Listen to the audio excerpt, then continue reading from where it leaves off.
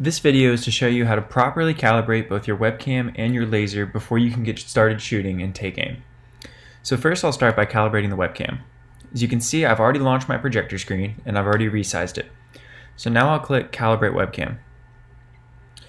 So as you can see, my webcam feed is showing here. Now you'll notice that the webcam does not have to be perfectly lined up with the actual target rectangle. In fact, that's why we're calibrating it. So what Take Aim is going to do is it's going to walk us through telling Take Aim where all the corners of the target area are. So we can see here that Take Aim, put on the projector, click this corner. So what we want to do is we want to click and try to get this little red dot as close to the corner as we possibly can. So you can keep clicking, it'll pop up wherever you click. So try as many times as it takes to get it very, very close to the corner.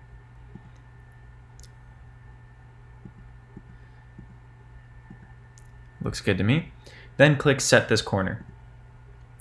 Now we're going to move on to this corner over here and set this corner. Now down below, set this corner, and then bottom left, set this corner. Now all you have to do is just take a look, make sure that all of them look lined up properly, and then click Looks Good to Me. If one of them looks like it's wrong, then just click Reset and we can start from the top. So that's it for calibrating your webcam. That one's easy. Now we're going to get started calibrating the laser. Now, so what you're going to see here is in the middle, this is the feed that Take Aim is using to detect whether or not there is a laser. And so what Take Aim will do is it'll basically look over your entire image and try to find things of a certain brightness and a certain color that can help identify that that is a laser beam right there. So I'll pull up this webcam feed just to show you what Take Aim is seeing.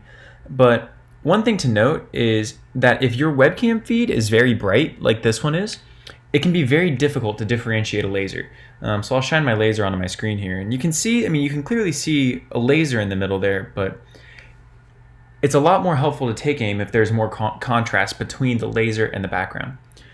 And so depending on what type of webcam you do, you should have the ability to decrease the brightness of the feed. I know Logitech cameras come with a driver software that you can run on your computer. My camera didn't come with any software, so I'm just using an app called Webcam Settings that I got off the Mac App Store that lets me adjust the brightness of my camera. So for the sake of calibrating the laser and for the rest of the time I'm using Take Aim, I'm going to decrease the brightness on my camera. Oh, not that far.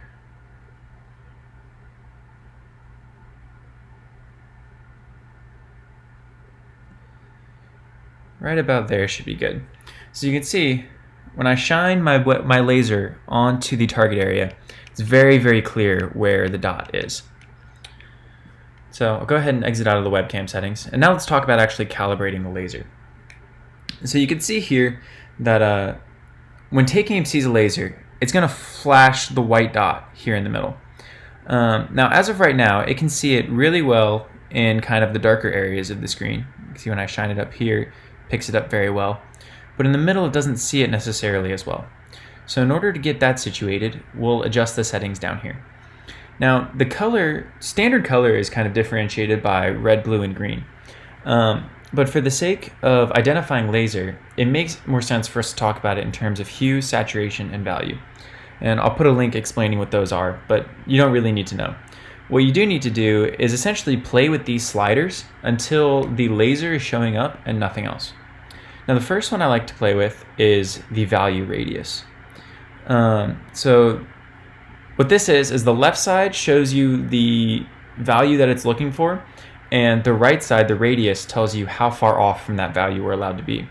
So this is saying it's going to filter to pixels that have a value of 228 with a rate but it can be up to 31 below or above that.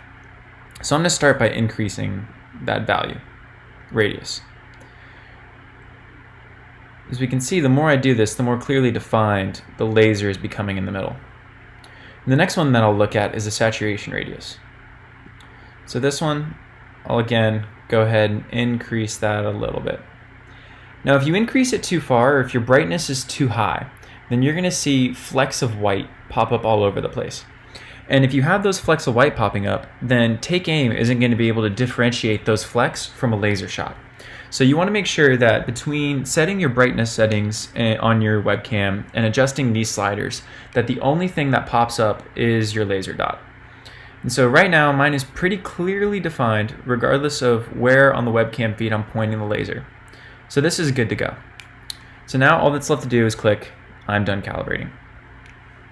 So that's all it takes to calibrate Take Aim. Once you do this once, it'll save your settings, but if the lighting conditions in your room change, or if your laser changes or anything like that, and you start to get either invalid shots or shots aren't showing up or anything like that, feel free to come back to these pages and recalibrate.